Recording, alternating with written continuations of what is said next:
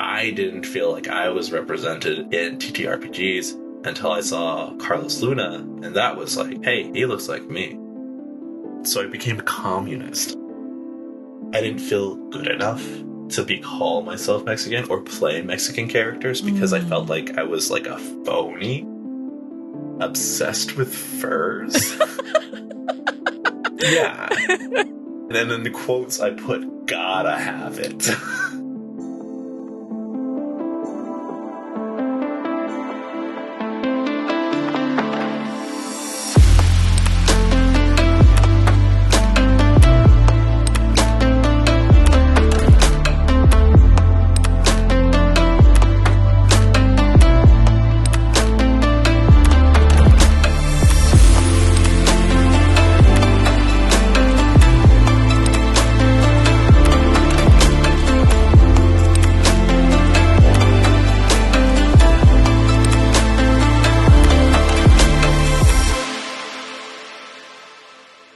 Hello, friends. Welcome to Characters Without Stories, a TTRPG podcast about the roads not yet traveled. I'm Star. This episode, I'm joined by Adrian Lawrence. Adrian is a Mexican-American DM who co-hosts a podcast called Dungeons and Degrees, where he interviews individuals in the TTRPG space to show that the path to creativity isn't just a single path.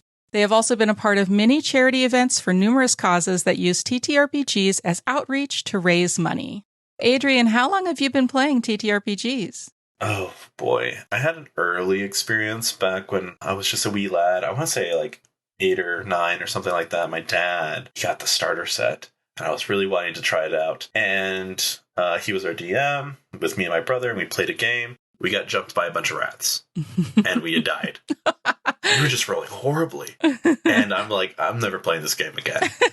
And I stopped until college. Wow. Yeah, it was traumatic. And then there was like a weekly game. I would get off of work at like 3 a.m. and we played until the donut shop down the road was open, and then we just knocked out. It was a good time. Wow. College, so carefree. Now, couldn't imagine doing that. Oh my goodness. I used to stay up so late. If it was really up to me, I think I'd be up till 2 and 3 in the morning. But unfortunately, my kid likes to wake up at 6 a.m. So. Ooh, wow. Yeah. An in-house timer. I love it. So you're bringing a character for Call of Cthulhu today. How long have you been playing Call of Cthulhu? For Call of Cthulhu, I think I've played roughly around 3 games in the past, 2 years. It's really hard to get a DM to learn a new system and understand the finer points and be able to then teach it to other people. So, I was the one being taught. I've made 2 characters, and the one that I've brought to the table was Don Rigals, a character that was only made for a half session that unfortunately got cut short. Just times didn't match up. But I was just so interested in the different side of character creation because you roll a D100 versus the D20 for Call of Cthulhu versus, most, I guess, D20 systems. Or Dungeons and Dragons, which is to be honest, the catch-all for most people who are laymen into the field. But yeah, it was fun. I got to show be more outspoken in what I believed in a political field. Because they're like, oh yeah, one of the characteristics we rolled for was oh, you just have to be really, really outspoken. I'm like, I think I can do that.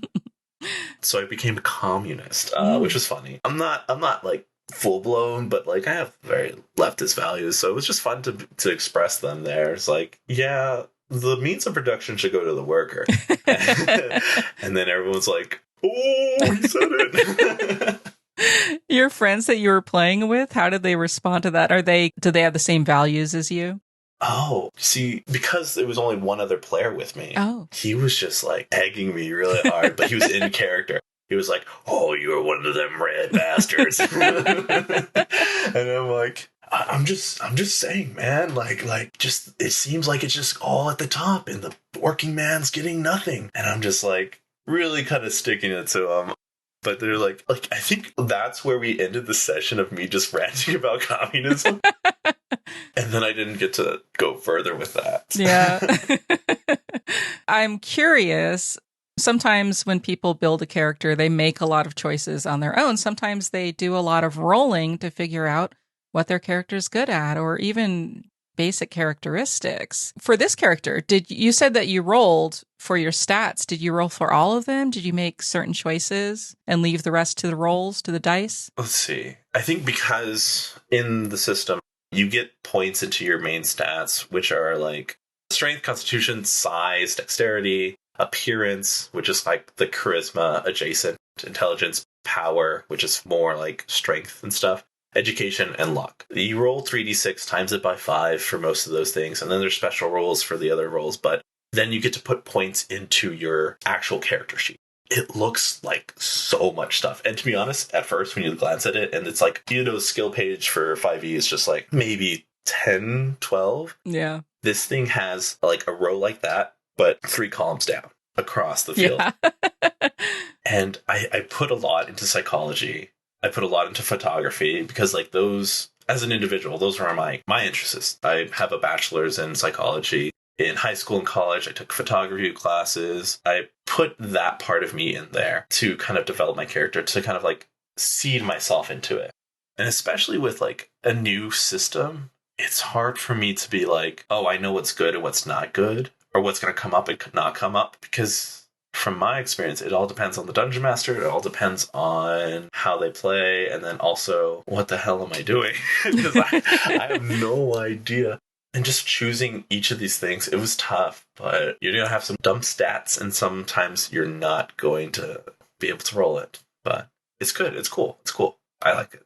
I've only played Call of Cthulhu 2 or 3 times, and every time I've used the like quick start character builder thing, because I'm like, yeah. Oh my God, this is very confusing. It's intimidating. It's pretty intimidating. But one of the things that I like about the kind of quick start approach is that they give you choose an occupation. And then it's like this and this and this will be good for that occupation. But it's funny because one of the times I played, and I don't even know if this was like a book standard quick start kind of thing, I was playing an artist. And you'd think fine art, like painting, where is that going to come in? And because of the person running it, my friend Meadow, it was very important. I use that skill a lot, and it's not something that you'd immediately think of using. I think of photography as maybe one of those things where you're like, maybe this will come up, maybe not. Oh my gosh, I put so many points into it. I put 80 points into it. I was using it because like, okay, this guy is a journalist. He's going to use photography in order to take a picture of what the anomaly. And I was mainly just like being able to use it as like a way to potentially filter myself away from the horrors that were going to happen. And that was my mind. It was a potential shield. I was used it a couple times, but this GM played it very RP heavy, which I'm fine with. I'm not opposed to it. So I'm trying to remember if it felt like I used it a lot. I think I've used it enough for a half session. Yeah. So once is good enough. In a half session, that's pretty good. Mm-hmm. Exactly. So you mentioned that you bring a lot of yourself into a character, particularly when you're learning a new system. Is that something you use as an approach every time you play a character or build a character? A lot of the characters don't get to see enough light, or I'm the DM, so I'm usually just like, all the characters I make are like on the spot. And sometimes because of who I am, I need to be a little silly. For one-shots with my friends, I have one name because names are hard, so I just use the same name over and over and over, but the character itself, is completely different.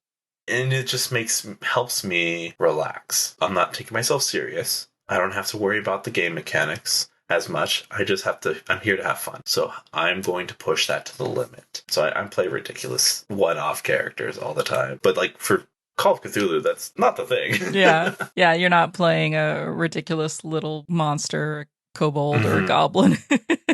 Goblin, no. All the short people. I like the little guys of the TTRPGs. Just a little guy. Yeah. Yeah, they're fun.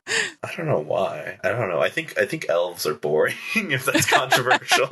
It's like the vanilla of TTRPG. I mean, also there's humans. I feel like humans are actually less vanilla than elves because everybody wants to be an elf.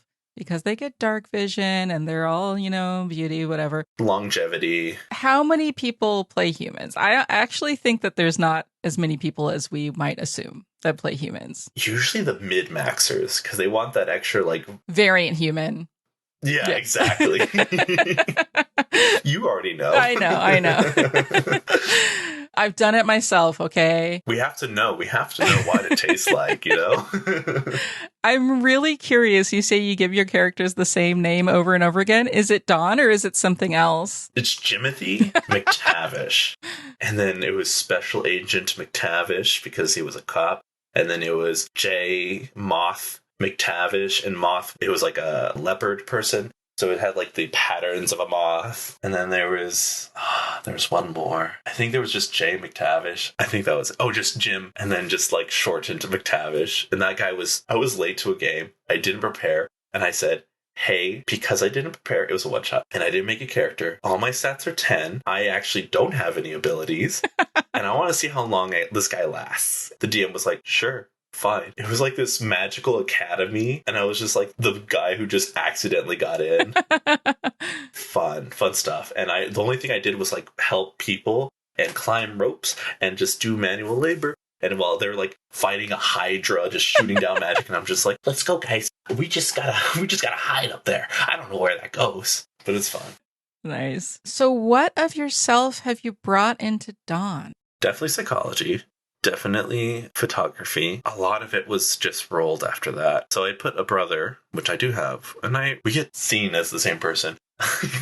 This last weekend, his girlfriend came down to go to her brother's graduation, and I went with her to just help her chaperone. And everyone was like, oh, I didn't know. And then I'll just say my brother's name. Dante was coming. I'm like, oh, no, I'm Adrian. I'm so sorry.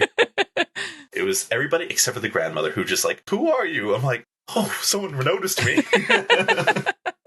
So I guess the brother aspect of this. Other than that, I can't. I'm not a chain smoker.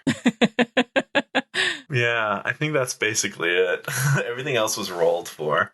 I don't know. You always got to put a little bit of yourself in some characters. The reason why I do is just so I don't have to process RP as much. I don't have to filter myself through a different lens, like a totally different lens, and also try to figure out how to play this game. Mm-hmm. Closer it is to my own kind of how I would speak and act, the easier it is to focus on the gaming aspect. And so that way it's still fun for people. I'm not like totally out of it. I do an amazing speech, but then I'm like, all right, what do I roll?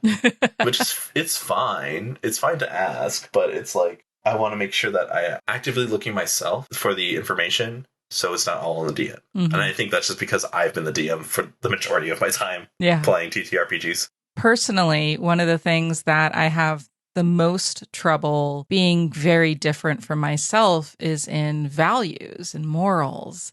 I've never played an evil character. You're talking about taking your own kind of political values into this character. Is that something that you do across characters? Not actively, but if I portray myself, yeah, I have some left-leaning values, and a lot of people just like think it's crazy, like that people should have housing. You're like, but who's gonna pay for it? Like, taxes, man. We pay for the military. Why can't we pay for this? Recently, because I knew about your podcast through the charity that we work together, Doctors Without Borders, and this year I've been trying to, 1, play more games, and 2, be a little bit more outspoken about my beliefs, stop being a passive observant, talk more. And how I translate that to my characters or how I play is that usually I put some scenarios about like not everything is black and white or not everything is just as you see it. There's some deeper message into my DMing. It's hard for me to be like, I know the answer to how to find affordable housing in a campaign setting. But I definitely try to avoid racism in my games and because like people are like, oh, orcs are inherently evil and elves are just these like holier than thou. And I'm just like, I don't really want to deal with that because I've dealt with it in occasion. Just as I am. I don't really want to think about that. They're like, oh, how did these people come about? I'm like, they're just there. That's it. I don't want to put restrictions on class, race, and anything like that. I just like let my players have fun. don't worry about the political ramifications of race because I don't want to deal with that. So I think that's the major way, just how I DM. Yeah. So you DM a lot more than you get a chance to play. Oh, yeah. I am certified DM for life. I try my best. The only way I'm going to get into games is if I talk to other DMs. So, like, during the charity event, I was able to talk with North Wolf 911 to play a game there in Walking Dead, which was fun. And then Johnny from Talking XP, I got to play. So I was super excited. I got to do whatever, and it was so much fun. And I got to play new systems that I've never played before, which is a plus, because learn new games, trying to slowly shift myself away from the coast as much as I can. Yeah. What is it about Call of Cthulhu that interests you? Horror. The idea that you can't fully win. Like, these are these eldritch horrors. You're not supposed to be the hero. You're supposed to be the survivor. Someone to tell the tale. You are not the holier than thou knight. You're just a little guy and trying to survive. I like that. I guess that idea of not being able to be the hero, which goes to another game I play, 10 Candles. Oh, yeah. Very powerful. It's like, even though you know you will die, you must have hope. Gut-wrenching stuff. That stuff punches you. I mean, I don't know. Maybe I'm just a dark person, but I like those games. So you like games to have that kind of emotional resonance? Yes, I'm a person that is full of emotion. So much emotion. Can't get enough of it. I like the heartstring pulling, the being able to delve into things that not just any old game could, and within one session. Because, like, when you play heroes, you'll have, romance or justice and winning and things like that. But, like, what about the other things we can do? There's, like, some silly games out there that'll make you laugh a lot more than D&D. That, like, it's, like, purposely absurd. So, like, there's other games that'll evoke those different emotions. And I think I haven't played them enough. And that's why I feel like, these dark games, these heavier games are more for me, because I love that feeling of, like, we're just telling stories and we're just hurting by it. Yeah, I'm with you there. I think one of the things that I love about Call of Cthulhu is how fragile your characters are. They could die at any moment. You're going to lose that character probably. You're lucky if they get through any sort of campaign. Yes. Most of the time I played Call of Cthulhu, it's a one-shot, and honestly, it feels appropriate. Oh, yeah. I think it's a game that's well-suited to one-shots because of that. Mm-hmm. How attached do you get to a character knowing that they're fragile? I think that's my answer to that mentally, because I think I was very attached to all my characters, was the idea of Timothy McTavish. I would do so much research into a name. I would do so much research into how they're acting and how they're doing. Like, research as in, like, looking up color palettes and looking up, this move would fit them because X, Y, and Z. That kind of research, not like anything else. I did that a lot early on. And then when we didn't play, I was heartbroken. Or when they died, I was heartbroken. And I'm like, I'm tired. I'm tired of making these characters that die. I just need to understand that is going to happen. So I'm going to make sure that I like having fun is priority, because I don't want to always just be heartbroken. And I'm going to just have this silly little guy, Timothy McTavish, and then he'll be whoever they need to be at the time. I get attached so fast. I'm a guy that's full of emotions. Speaking of attachments, let's get into Don's backstory a little bit.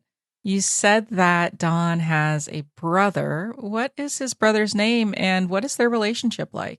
Don has a twin brother. The name is Sebastian, from what I can read. He showed me how to be an individual from a town that always grouped us. And I think that it was essentially like I needed somebody to look not directly up, but appreciate more. And I guess I kind of saw that as like, okay, I just need to make sure that me and him have a relationship that's good. So if he goes missing, I have a reason. Because I think the DM had said, hey, your brother went looking for something. He's missing. There you go. Outside of that, they grew up in Nebraska, very corn-fed boys.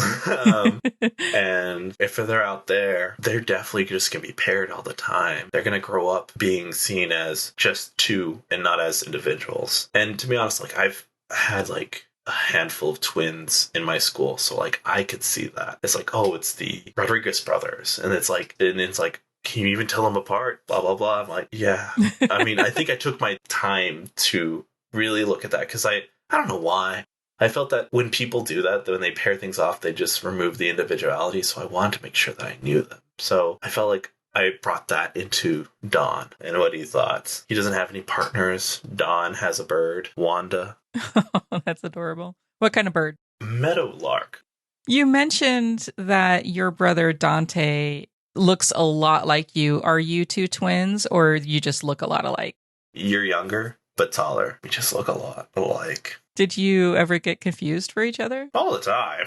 It's just part of it. You know, you come from the same parents 1 year apart. It's gonna happen. He had like a very distinguishing little splotch of blonde in his hair.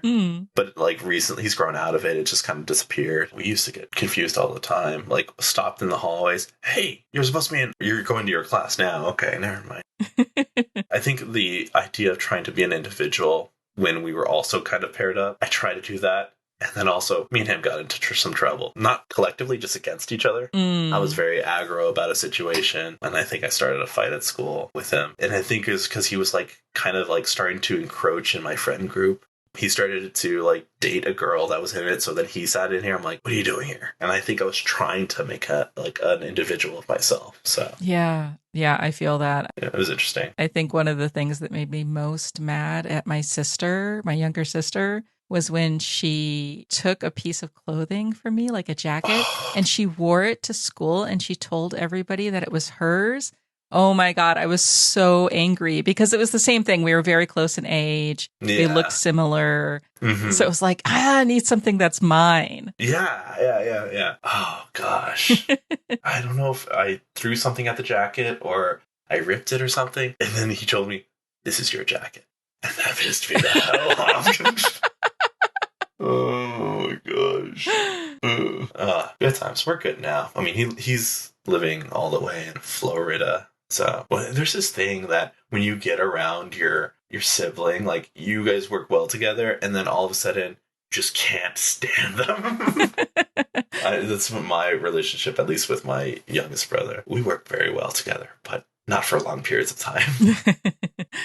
What was the setting for the Call of Cthulhu game? Was it in Nebraska, where they were from? New York. Call of Cthulhu, Nebraska I've never heard anything like that, and it sounds amazing. It sounds like endless cornfields and then just being stuck in them. Yeah. This was in New York, but I wanted my person to be from somewhere small, and I don't know why. I don't think I had a reason. I just thought Omaha, Nebraska. Why not? Mm-hmm. And then we were just both moved to New York, get out of the small town, make names for ourselves. How long has Don been living in New York? Don's been living in New York for, making this up on the spot, he's 25. I'm going to think he got out of high school and he just moved immediately. So I think he was probably in there for at least 7 years. I'm not sure if he went to college or he just started to just work for newspapers, but he started from low rung and then just 7 years working at the paper, finally became a journalist.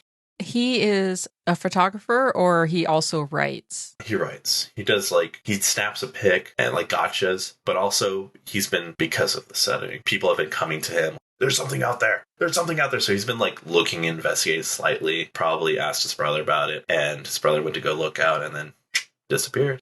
How prepared was Don for this kind of encounter? How much did he know? Did he know that there was some sort of eldritch horror, or was he just like, oh, maybe there's an alligator in the sewers? You know what I mean? He was skeptical. He did not think there was anything else out there. There's already trouble enough. Why worry about an eldritch horror? Rack it up to lead paint in the walls. I don't know. People are seeing things. When meeting with that, try to play it off. Try to think of something rational. But ultimately, when you see something that cannot be explained away, your sanity is going to get hit. Mm-hmm. Did he prepare for these encounters? Does he bring a backpack and a flashlight and a gun? Or is he just heading into danger without a care? His gear and possessions. As by the book, survival bag. I don't know what's in there. Flashlight, pad, and pencil. That is it. No guns. He's got a hunting knife. and he's got his fists, and that is it. Well, it's not like you can really fight Cthulhu anyways. Correct. That's just to make you feel safer. Yeah, exactly.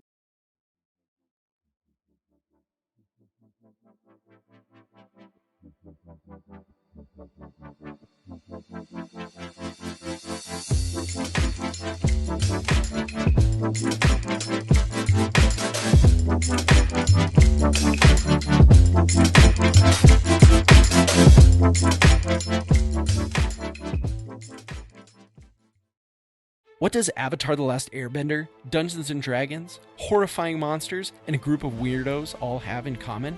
They're all featured in the Session Zero Heroes podcast. That's what! At SCH, we collaboratively create stories from a variety of tabletop role-playing games, such as Avatar Legends, which is set in the world of Avatar: The Last Airbender and Legend of Korra, or the most well-known TTRPG, Dungeons & Dragons, the spooky Monster of the Week, and so many more. If you're a fan of unexpected twists and turns as a team of players creates characters thrown into insane worlds of the Dungeon Master's creation, then this is the show for you. Come join us on Spotify, Apple Podcasts, and everywhere else podcasts can be streamed, including our website at sessionzeroheroes.com. And be sure to follow us on Facebook, X, Instagram, and Discord for all our news and announcements, and to become part of our amazing TTRPG community that we're building. You won't want to miss out on Session Zero Heroes podcast, so check it out today.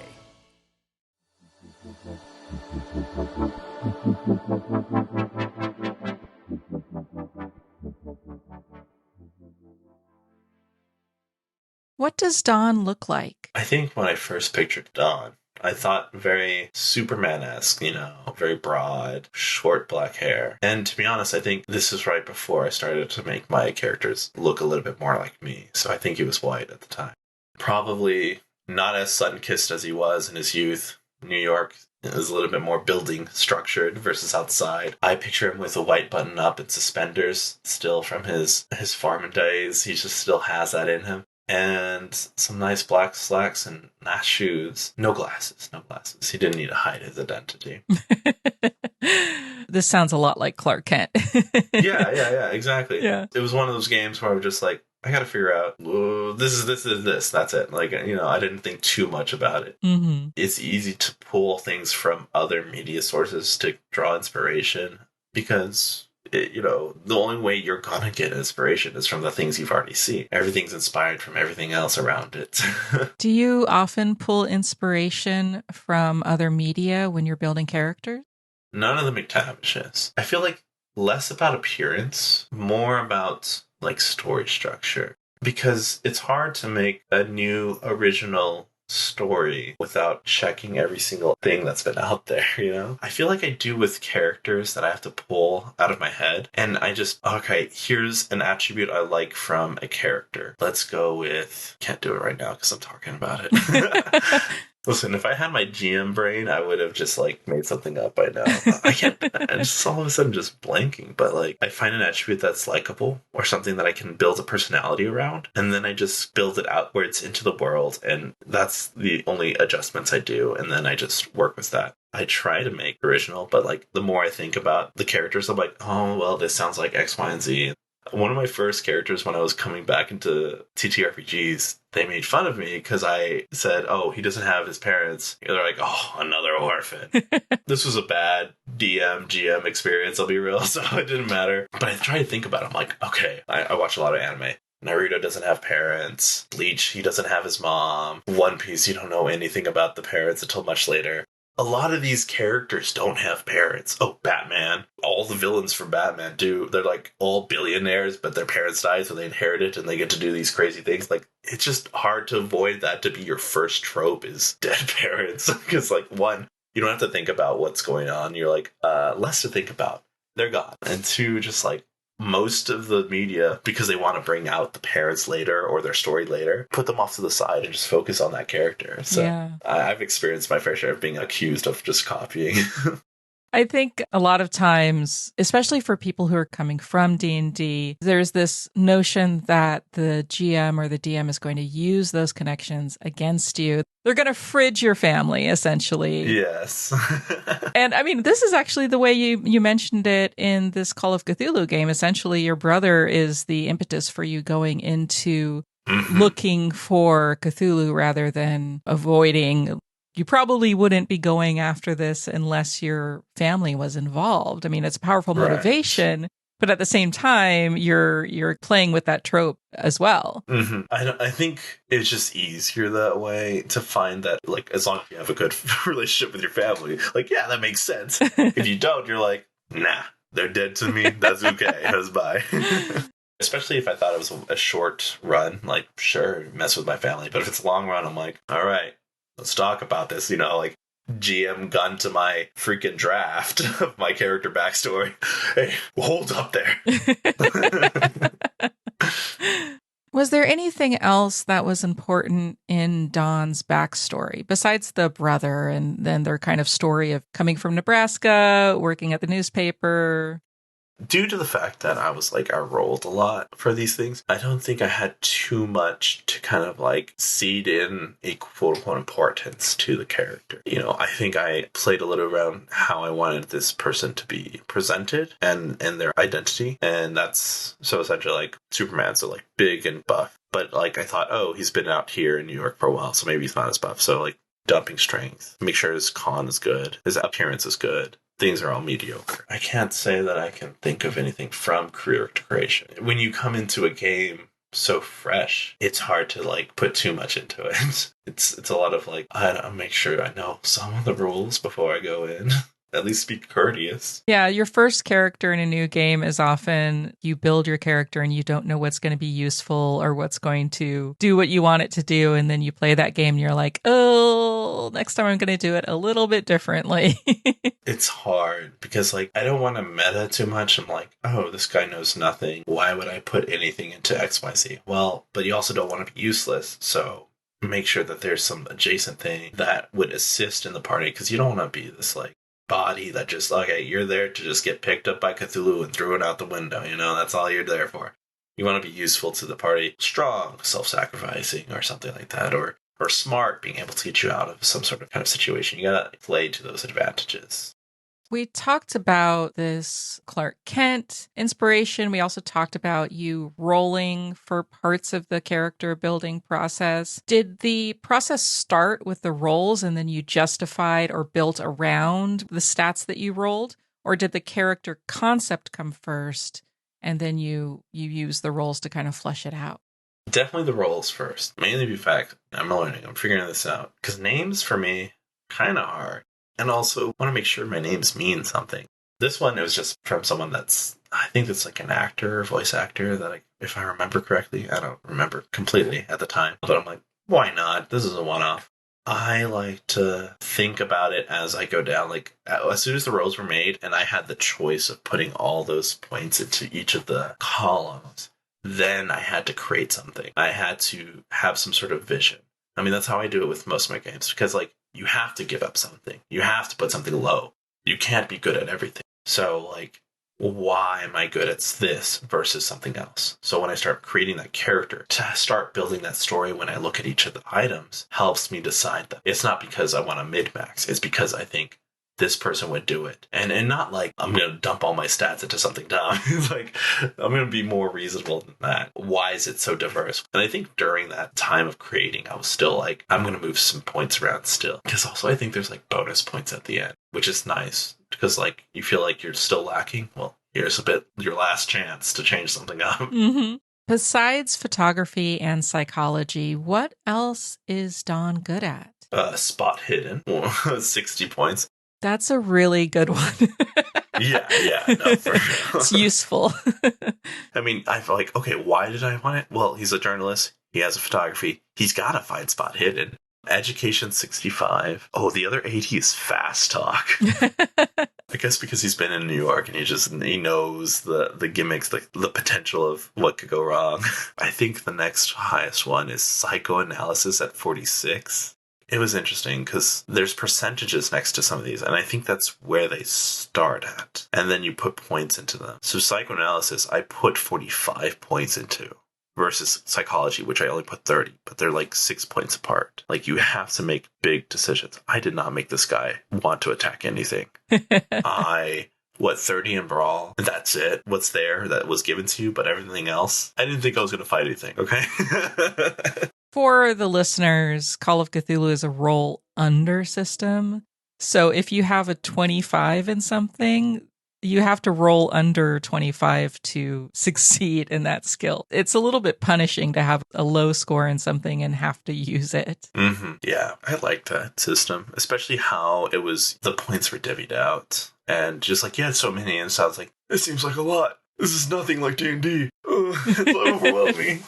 But it was still fun, and just using a D100 to figure this out, because then you can get halves and fifths, so you can get a success and like a crit success or super success. I forget what the words were, but it's so fun. As long as you have a DM for it, it's a nice play. When you said fast talk, the first thing I thought of is fast talking movies from like the 1930s and 40s, that kind of style. Was this set in a certain period? It was set in 1920s. I just want this guy to be, if he's going to get the story, he needs to sweet talk people and make them understand what he's coming at and be a charismatic person. Mm-hmm. Charm's at 60. Nice. I was aiming for that journalist angle, and when we got into fights, useless. Did you have any difficulty understanding the period, or did you do any research, anything to understand what the 1920s were like? I think I just thought, and I might be wrong, so correct me, somebody out there in the internet. I was thinking like Great Gatsby, like, there's rich people out there. They've got a lot of money. Don is not that guy. So I think of like these black and white cops and robbers where people are just like, yeah, you see? Like mobsters and shit stuff. Because when I think black and white, I also think of Sin City because of just how they made that movie. But very dark, because I knew it's Call of Cthulhu. It's going to be dark and gritty. So I didn't do any research other than recalling that kind of media. And usually I think of film first and foremost. I think it's a very interesting time to be a communist, right? In the roaring 20s, right before the fall of the stock market, before a lot of communist organizing happening in the 30s, but then pretty close after the Russian Revolution.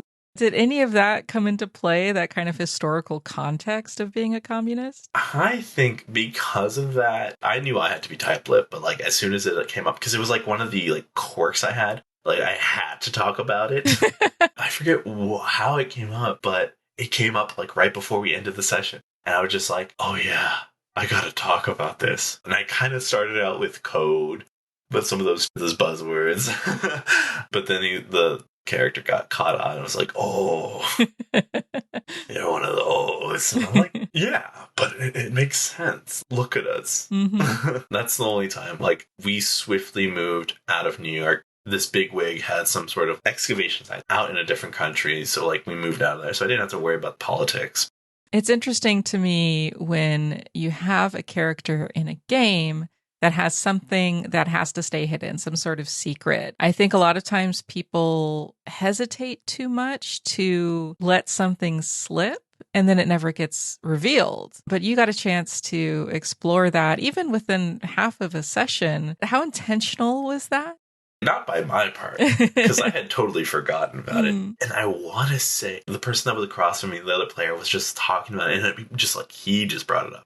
And then Tony, the GM, was just bursting out laughing because he knew what was coming up. Mm-hmm. There was no intention, but I've had that experience of just like having a secret and then never telling it. And it's hard. It's nice. It's fun. But if you don't say it and the session just ends with it, well, was it really a secret at all to have fun with? And I think people hold their cards too close. And I think some of my players are kind of realizing that. So they are slowly learning how to divulge secrets throughout the story. And I'm super appreciating that because then it has some nice time to do some RP amongst themselves. Mm-hmm. I think a lot of times with newer players, there's kind of this hesitancy to have that kind of vulnerability where you're a little bit afraid to reveal things about yourself. And maybe as a player too, like a little bit afraid of having those kind of emotional moments or those interpersonal conflicts and things like that.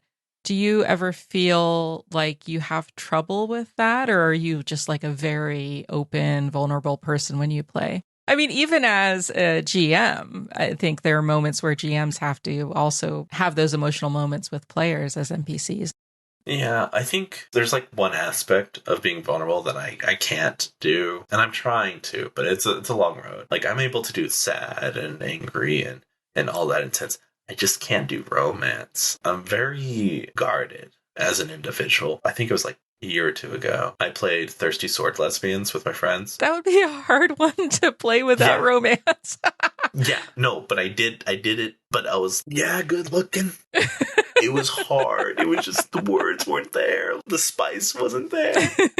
And then my players, they fucking loved it because they were making me all blushing and red and embarrassed. It's so hard. I'm starting to learn. I think my longest campaign, there was a player that was trying to flirt with one of my characters, and I'm like, no, stop. This person is not interested in you. But eventually, I kind of warmed up, and I did small things that I was comfortable. I was like slowly working my way up. End of the campaign, they got married. Whatever. But I didn't have to do anything else, because end of campaign, throw them away. Go have fun. You didn't have to play out the wedding or anything. I didn't have to play at the wedding. I didn't any awkward first kiss. Or like hand holding things like I'm a shy guy. I don't know if I saved it or not, but it's just like a 4-hour thing of me just trying this new skill in front of an audience. It's a little brave to be trying it in front of an audience. Yeah, I play some games on Life. I think it was a charity thing, and I ate something spicy, and it was horrible. And it just didn't digest. It just stuck to the bottom of my stomach like a hot coal, and it was a bad time. Yeah, I think I picked that over the romance, though, so...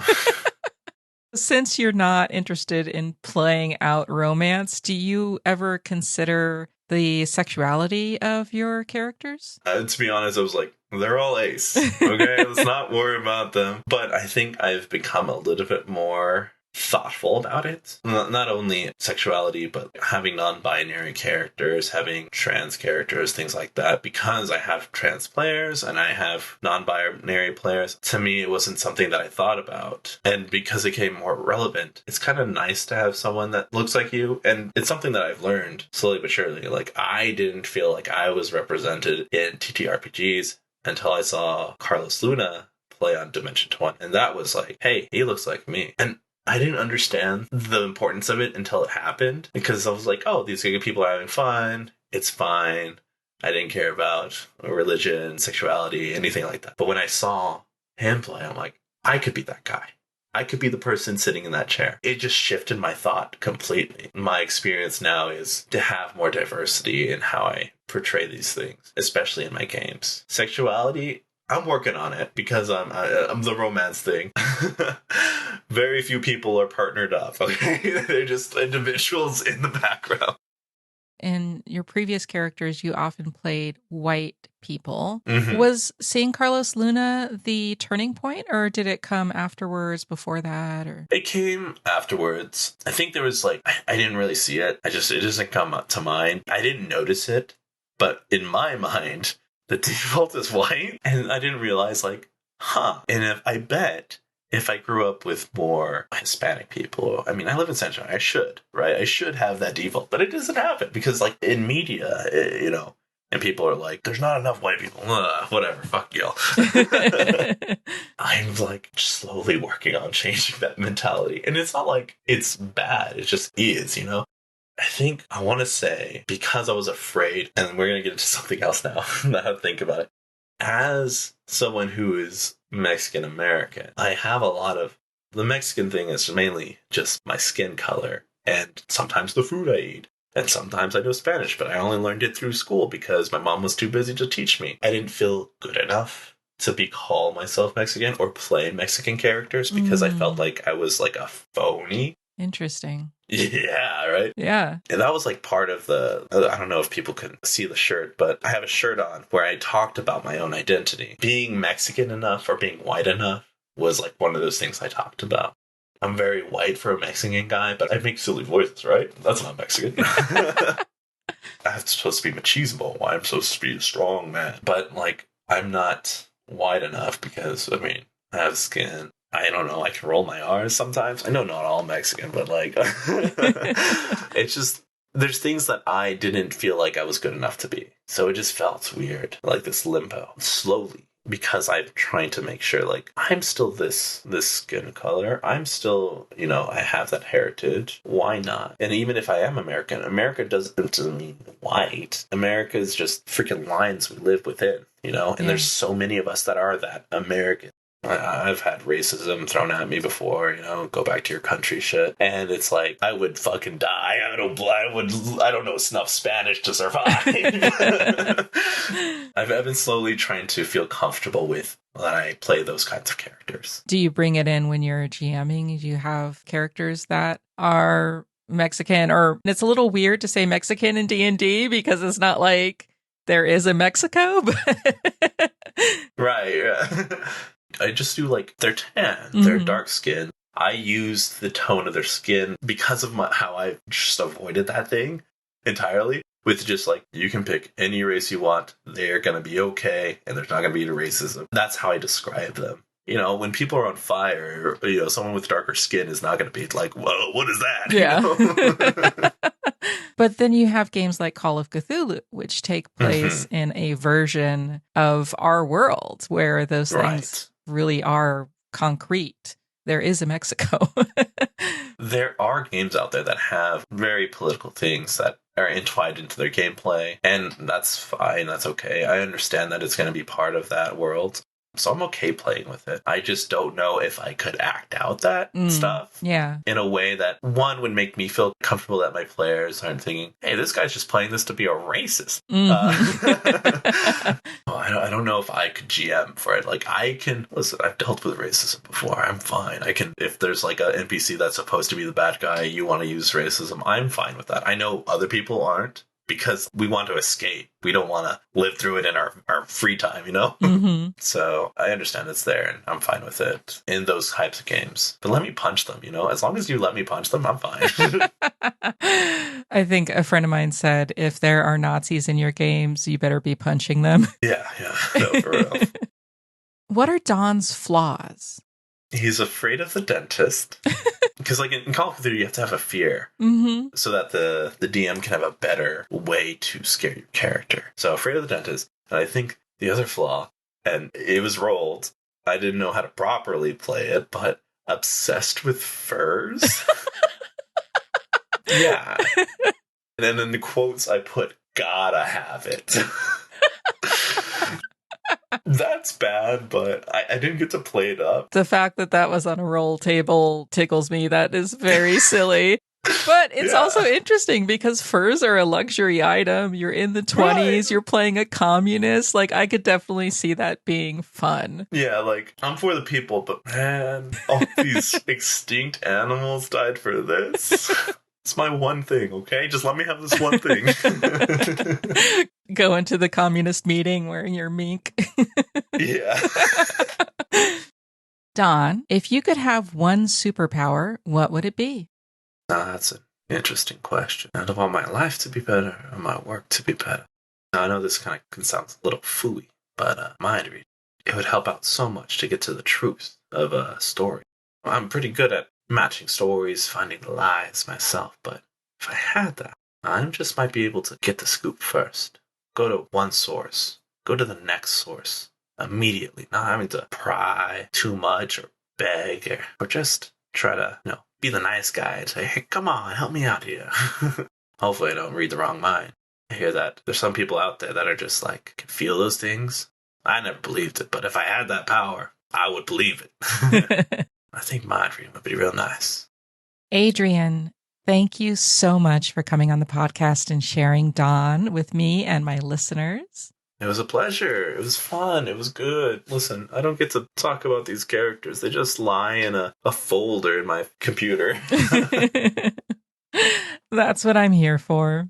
Is there anything that you want to share with my listeners? Yes, I have a podcast called Dungeons and Degrees. We just passed 100 episodes. Wow. So that's, yeah. It's a passion project, so it's very inconsistent because job, life, I want this to be consistent, but things come up and life happens and you gotta stop when you gotta stop. But hey, I made it to 100. And some people don't get past their first 3 or 5 or 8. Yeah. So I'm happy to be here. I'm having fun with it. It was my way to kind of relax after COVID, or to interact with people during COVID. So yeah, it was really nice. Other tan that, if you look up Dungeons and Degrees, I got a Twitch channel. I have my Friday game on there whenever I can. That's where most of my stories come from when I talk about things that have been going on. Yeah. For my recommendation this episode, I'd like to introduce you to a podcast called Panda's Talking Games. Phil and Senda are queer creators who answer your TTRPG questions. They describe it as card talk, but for your tabletop role-playing game, and I think that's apt. Give it a listen. One of the things that any creator wants to know is what people think of their work. For podcasters, it can be especially difficult to get feedback. Did you know that you can now leave comments on individual episodes on Spotify? If you're listening there, I encourage you to leave a comment and let me know what you think about an episode. You may have also noticed a link in my show notes that says, send us a text message.